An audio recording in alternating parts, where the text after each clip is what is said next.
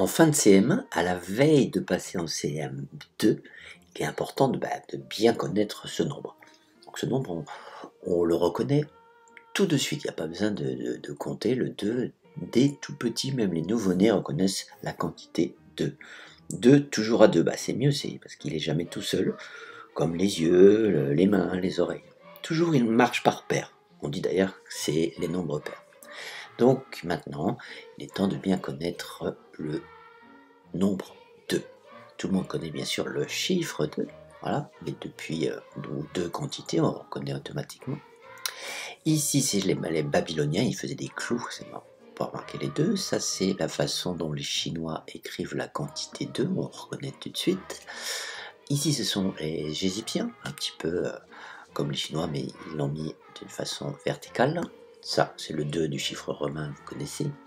Ça, c'est les Aztèques en Amérique du Sud qui représentaient la quantité 2 avec 2 petits points. Donc, le 2, ça fait très très longtemps que l'homme sait représenter la quantité d'objets, par exemple 2. Alors maintenant, on va s'intéresser un peu plus à la table de 2. 1 fois 2, 2, 2 fois 2, 4, 3 fois 2, 6. Ça, on connaît évidemment par cœur.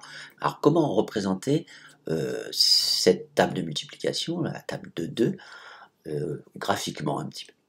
Alors ce qu'on peut faire, si on peut choisir ici, il y a un départ, 1, on multiplie par 2 et on arrive à l'arrivée 2. Donc ça c'est l'ensemble de départ, voilà, et on arrive au résultat, l'ensemble d'arrivée. Alors on peut représenter ici sur un repère un peu perpendiculaire, orthogonal, où ici on va mettre l'ensemble de départ, voilà, comme ça, et l'ensemble d'arrivée, on va le mettre ici. Donc, on va prendre 1 sur l'ensemble de départ, qui se trouve ici, et 2, on va le mettre là. Donc, ça va faire un petit point ici. Donc, 1 fois 2, ça va être là. 2 fois 2, etc. Donc, on arrive à des points qui sont, on le remarque ici, alignés. Voilà, ça c'est la table de 2.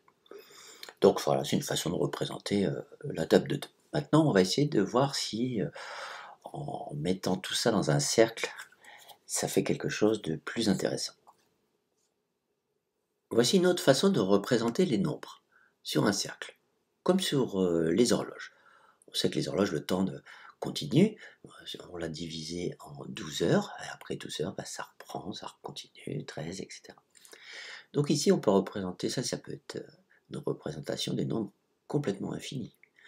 Ici, ça va jusqu'à 72, donc on part dans ce sens-là, ça fait 1, 2, 3, 4, 5, 6, 7, 8, 9, 10, etc., 72, puis après 113, 114, 115, 116, 117, 118, et ça continue, jusqu'à l'infini. Donc c'est une façon de représenter les nombres, on appelle ça une représentation modulaire. Voilà. Donc on va essayer de représenter la table de 2 modulo 72, ici. Donc c'est simple. Ici, on va prendre, comme tout à l'heure, un ensemble de départ. Donc on part, par exemple, de 1. On multiplie par 2. Et le résultat, c'est l'ensemble d'arrivée. Donc, tout simplement, on va relier le 1 et le 2. Donc l'ensemble de départ et l'ensemble d'arrivée. Donc on va relier, tout simplement, 1 à son résultat multiplié par 2, 2. Donc ce qui donne, ici, on relie 1 à 2.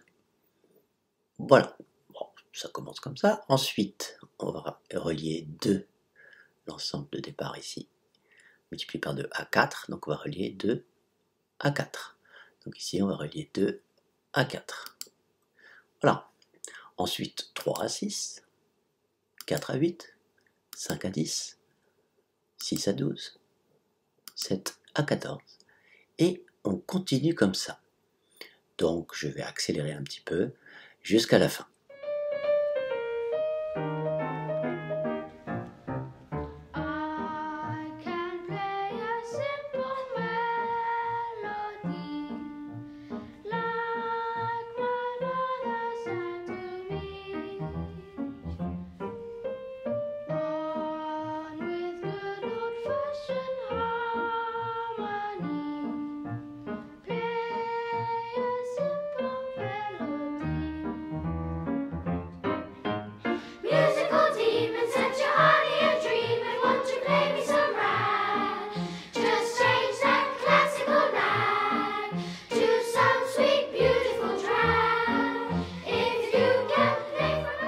Et maintenant, c'est à vous d'essayer de représenter d'une façon, il faut rechercher une façon de représenter la table de 2. Donc je vous laisse chercher et essayer de trouver des choses intéressantes.